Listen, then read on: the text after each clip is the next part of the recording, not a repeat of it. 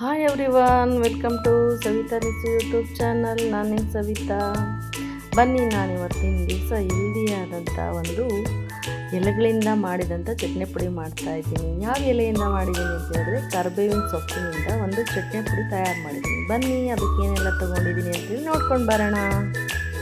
ಬನ್ನಿ, ಇಲ್ಲಿ ನಾನು ಕರಿಬೇವಿನ ಸೊಪ್ಪಿನ ಚಟ್ನಿ ಪುಡಿಗೆ ನೋಡ್ತಾ ಇರ್ಬೋದು. ನಾನಿಲ್ಲಿ ಕರಿಬೇವಿನ ಸೊಪ್ಪು ತಗೊಂಡಿದ್ದೀನಿ. ಒಂದು 3 ಹಿಡಿಯುವಷ್ಟು ಡ್ರೈ ಆಗಿರೋ ಅಂಥ ನೆರಳಲ್ಲೇ ಒಣಗಿಸಿರೋ ಅಂಥ ಕರಿಬೇವಿನ ಸೊಪ್ಪನ್ನು ತಗೊಂಡಿದ್ದೀನಿ. ಹಾಗೆ 1 ಹಿಡಿಯುವಷ್ಟು ಗುಂಟೂರು ಮೆಣಸಿನ್ಕಾಯಿ ಮತ್ತು ಬ್ಯಾಡಗಿ ಮೆಣಸಿನ್ಕಾಯಿನ ತೊಗೊಂಡಿದ್ದೀನಿ. ಇಲ್ಲಿ ಅರ್ಧ ಬೌಲಷ್ಟು ಉರಿಗಡ್ಲೆನ ತೊಗೊಂಡಿದ್ದೀನಿ. ಹಾಗೆ ಒಂದು 5-6 ಬೆಳ್ಳುಳ್ಳಿ ಗಡ್ಡೆನ ಬಿಡಿಸಿಟ್ಕೊಂಡಿದ್ದೀನಿ. ರುಚಿಗೆ ಸ್ವಲ್ಪ ಬೆಲ್ಲವನ್ನು ಕೂಡ ಹಾಕ್ತಾ ಇದ್ದೀನಿ. ಹಾಗೆ ಒಂದು ಅರ್ಧ ಟೇಬಲ್ ಸ್ಪೂನು ಜೀರಿಗೆ ಹಾಕ್ತಾ ಇದ್ದೀನಿ. 1/4 ಟೇಬಲ್ ಸ್ಪೂನ್ ಅರಿಶಿನ ಹಾಕ್ತಾ ಇದ್ದೀನಿ. ರುಚಿಗೆ ತಕ್ಕಷ್ಟು ಉಪ್ಪನ್ನು ಇಲ್ಲಿ ಹಾಕಿ ಈ ಚಟ್ನಿ ಪುಡಿನ ಮಾಡ್ತಾ ಇದ್ದೀನಿ. ಬನ್ನಿ, ನಾವು ಮೆಣಸಿನ್ಕಾಯಿ ಮತ್ತು ಕರಿಬೇವಿನ ಸೊಪ್ಪನ್ನು ಫ್ರೈ ಮಾಡ್ಕೊಳ್ಳೋಣ ಸ್ವಲ್ಪ.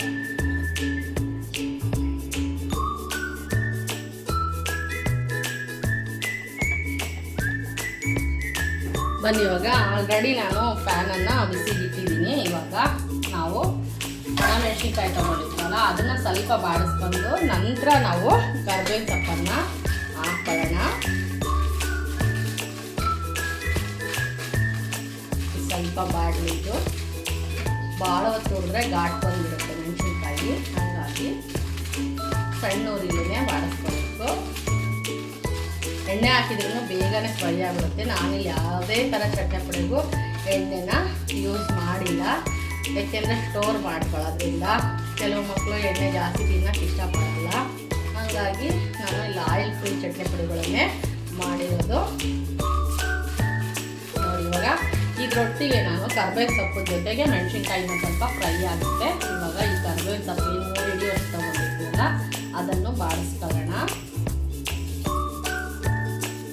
ಜೋರು ಉರಿ ಮಾಡಿದ್ರೆ ಕಲರ್ ಎಲ್ಲ ಕೆಟ್ಟು ಕಪ್ಪಾಗಿಬಿಡುತ್ತೆ. ಟೇಸ್ಟು ಚೇಂಜ್ ಆಗಿ ಹೋಗಿ ವಾಸನೆ ಆಗ್ಬಿಡುತ್ತೆ ಚಟ್ನಿ ಪುಡಿ.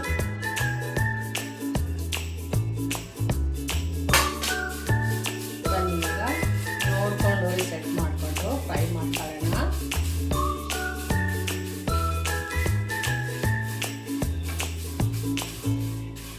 ಬಾಡಲಿ ಸ್ವಲ್ಪ, ಇದು ಇನ್ನೂ ಕ್ರಿಸ್ಪಿನೆಸ್ ಬರುತ್ತೆ ಕರಿಬೇವು.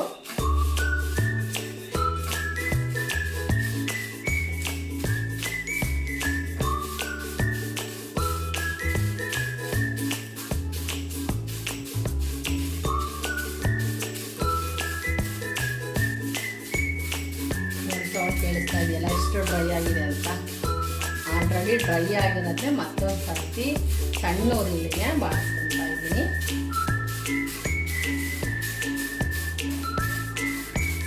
ಇದೆಲ್ಲನೂ ಕೂಡ ನಮಗೆ ಏನಾಯ್ತಲ್ಲ ಮೆಂತ್ಯ ಮುದ್ದೆ ಮತ್ತು ಚಪಾತಿ, ಮೊಸರು, ಆಮೇಲೆ ಹಬೆ ಕಡುಬು, ಇದಕ್ಕೆಲ್ಲ ಯೂಸ್ ಆಗೋಂಥ ಚಟ್ನಿ ಪುಡಿಗಳು ಇವೆಲ್ಲನ. ಅನ್ನ, ತುಪ್ಪ, ಮುದ್ದೆ, ತುಪ್ಪ, ಚಟ್ನಿ ಪುಡಿ, ಒಂದು ಮುದ್ದೆ ಮಾಡಿಕೊಂಡು ಗುಂಡಿ ಮಾಡ್ಕೊಂಡು ಮುದ್ದೆನ ಅದರೊಳಗೆ ತುಪ್ಪ ಹಾಕ್ಕೊಂಡು ಈ ಚಟ್ನಿ ಪುಡಿ ಹಾಕ್ಕೊಂಡು ಡಿಪ್ ಮಾಡಿಕೊಂಡು ಒಂದೊಂದೇ ಪೀಸನ್ನು ಊಟ ಮಾಡ್ತಾಯಿದ್ರೆ ಮುದ್ದೆನ ನೋಡಬೇಕು ನೀವು, ರುಚಿ ಎಷ್ಟು ಚೆನ್ನಾಗಿರುತ್ತೆ ಅಂತ.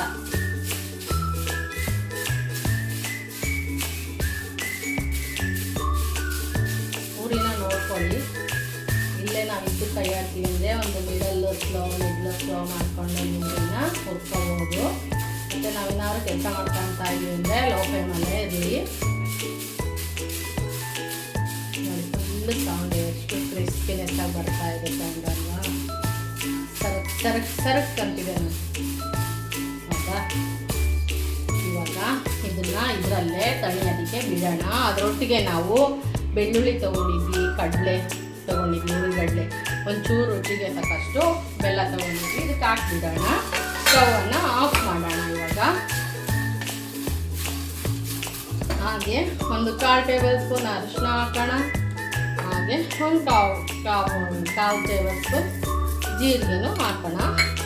ಮಿಕ್ಸಿ ಮಾಡ್ಕೋಬೇಕಾದ್ರೆ ರುಚಿಗೆ ತಕ್ಕಷ್ಟು ಉಪ್ಪನ್ನು ಸೇರಿಸ್ಕೊಳ್ಳೋಣ. ಅಂತೆ ಸ್ವಲ್ಪ ಇದರಲ್ಲೇ ಬಾಡಲಿ ಇದು.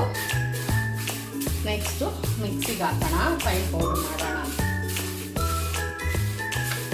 ನಾವು ಹಸಿ ಕರಿಬೇವನ್ನೇ ರೋಸ್ಟ್ ಮಾಡೋಕ್ಕೆ ಹೋದರೆ ಕಪ್ಪಾಗಿಬಿಡುತ್ತೆ ಚಟ್ನಿ ಪುಡಿ ಎಲ್ಲನ.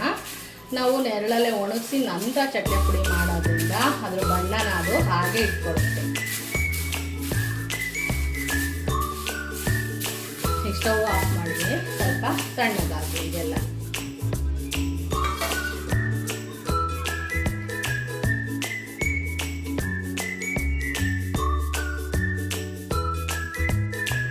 ಬನ್ನಿ ಇವಾಗ ನಾನು ಕರ್ಬೇವಿನ ಸೊಪ್ಪಿನ ಚಟ್ನಿ ಪುಡಿ ಮಾಡೋದಕ್ಕೆ ಎಲ್ಲನೂ ಹುರಿದ್ಬಿಟ್ಟು ತಣ್ಣಗಾಗೋದಕ್ಕೆ ಬಿಟ್ಟಿದ್ನಲ್ವ, ಇವಾಗ ಜಾರಿಗೆ ಹಾಕೋಣ. ಇದಕ್ಕೆಲ್ಲ ಇಂಗ್ರೀಡಿಯೆಂಟ್ಸು ಹಾಕಿದ್ದೀನಿ. ಒಂದು ಉಪ್ಪೊಂದು ಮರ್ತಿಲ್ಲ, ಆಮೇಲೆ ಹಾಕೋಣ ಅಂತ ಹೇಳ್ಬಿಟ್ಟು ಬಿಟ್ಟಿದ್ದೀನಿ. ಇವಾಗ ಇದಕ್ಕೆ ಎಷ್ಟು ಬೇಕು ಅಳತೆಗೆ ಸರಿಯಾಗಿ ಉಪ್ಪನ್ನು ಹಾಕೋಣ. ಇಲ್ಲಿ ನಾನು 3/4 ಟೇಬಲ್ ಸ್ಪೂನಷ್ಟು ಉಪ್ಪನ್ನು ಹಾಕ್ತಾಯಿದ್ದೀನಿ. ಬೆಲ್ಲ, ಜೀರಿಗೆ, ಅರಿಶಿನ, ಬೆಳ್ಳುಳ್ಳಿ ಎಲ್ಲ ಕೂಡ ಹಾಕಿದ್ದೀನಿ ಇದಕ್ಕೆ ಆಲ್ರೆಡಿ. ಟೇಸ್ಟ್ ಮಾಡಬೇಕಂದ್ರೆ ನಾವು ಉಪ್ಪನ್ನು ಸೇರಿಸ್ಕೋಬೋದು.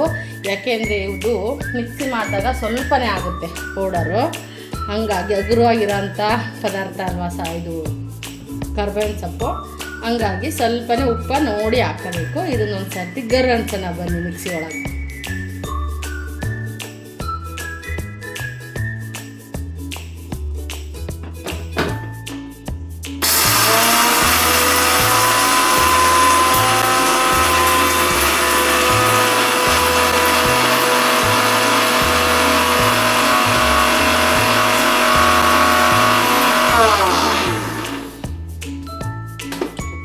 ನೋಡಿ ನೋಡಿಕೊಂಡು ಇನ್ನೊಂದು ಸರಿ ಗರಂ ಅನ್ನಿಸ್ಬೇಕು ಅನ್ನಿಸ್ತಾ ಇದ್ದೀನಿ ನಾನು.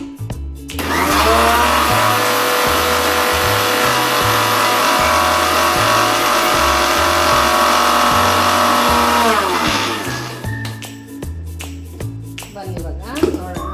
ನೋಡಿ ಈ ಥರ ಇನ್ನೂ ಬೇಕು ಇದಕ್ಕೆ ನಮಗೆ. ಇದು ಡ್ರೈ ಆಗುತ್ತೆ ಸ್ವಲ್ಪ ಪುಡಿ. ಬೇಕು ಅಂದರೆ ಸ್ವಲ್ಪ ಕೊಬ್ಬರಿನೂ ಫಸ್ಟು ನುಣ್ಣು ಮಾಡಿಕೊಂಡು ಆಮೇಲೆ ಕರ್ಬೇವಿನ ಸೊಪ್ಪು ಹಾಕಿ ಕೂಡ ಚಟ್ನಿ ಪುಡಿ ಮಾಡ್ಕೋಬೋದು.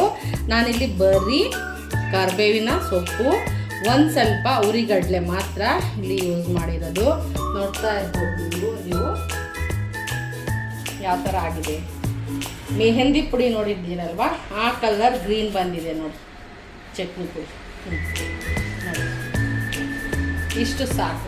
ಇದು ಹೆಲ್ದಿ ಪೌಡರ್ಸು ಇವೆಲ್ಲನೂ ಕೂಡ ತುಂಬ ಒಳ್ಳೆ ಬೆನಿಫಿಟ್ಸ್ ಇವೆಲ್ಲ. ಮೊಸರು ಹಾಕ್ಕೊಂಡು ತಿಂದರೆ ಸಖತ್ ಟೇಸ್ಟಾಗಿರುತ್ತೆ. ಬನ್ನಿ ತಟ್ಟೆಗೆ ಹಾಕೊಳ್ಳೋಣ. ನೋಡಿ ಇಷ್ಟ ಆಗಿದೆ ಪೌಡರು ಅಂತ. ಅದಕ್ಕೆ ಉಪ್ಪನ್ನು ನೋಡಿ ಹಾಕ್ಕೋಬೇಕು.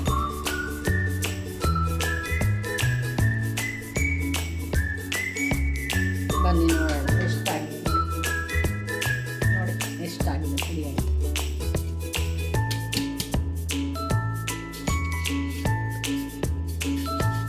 ಆಯಿತು ಪೌಡರು. ಇದನ್ನು ಟೇಸ್ಟ್ ಮಾಡಿ ನೋಡೋಣ ಯಾವ ಥರ ಬಂದಿದೆ ಅಂತ. ಒಂದು ಸರ್ತಿ ಮುಚ್ಚಿಡ್ದಾರ ಹಂಗೆ 1 ತಿಂಗಳಿಗೆ 1 ಸರ್ತಿ ಈ ಥರ ಎಲ್ಲ ಚಟ್ನಿ ಪುಡಿಗಳು ಮಾಡಿ ಹಾಕೊಂಡ್ಬಿಟ್ರೆ ಚಿಂತೆನೇ ಇರಲ್ಲ. ಸಕ್ಕ ಟೇಸ್ಟಿಯಾಗಿರುತ್ತೆ, ತಿನ್ನೋಕ್ಕೆ ಹೆಲ್ದಿ ಆಗೂ ಇರುತ್ತೆ.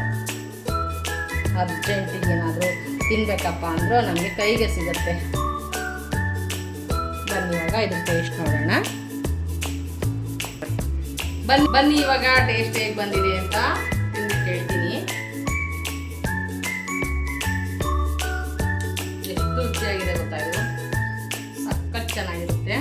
ನೀವು ಅವಲಕ್ಕಿ ಮಾಡ್ಕೊಂಡಾಗ, ಮಂಡಕ್ಕಿ ಮಾಡ್ಕೊಂಡಾಗ ಎಲ್ಲ ಚಟ್ನಿ ಪುಡಿ ಉದುರಿಸ್ಕೊಂಡು ತಿಂದ್ರಂತೂ ಸಖತ್ ಟೇಸ್ಟಿಯಾಗಿರುತ್ತೆ. ಮಾಡಿ ನೋಡಿ, ರುಚಿ ನೋಡಿ ಅಂತ ಹೇಳ್ತಾ ವಿಡಿಯೋನ ಮುಗಿಸ್ತಾ ಇದ್ದೀನಿ. ಬಾಯ್, ಮತ್ತೆ ಸಿಗೋಣ.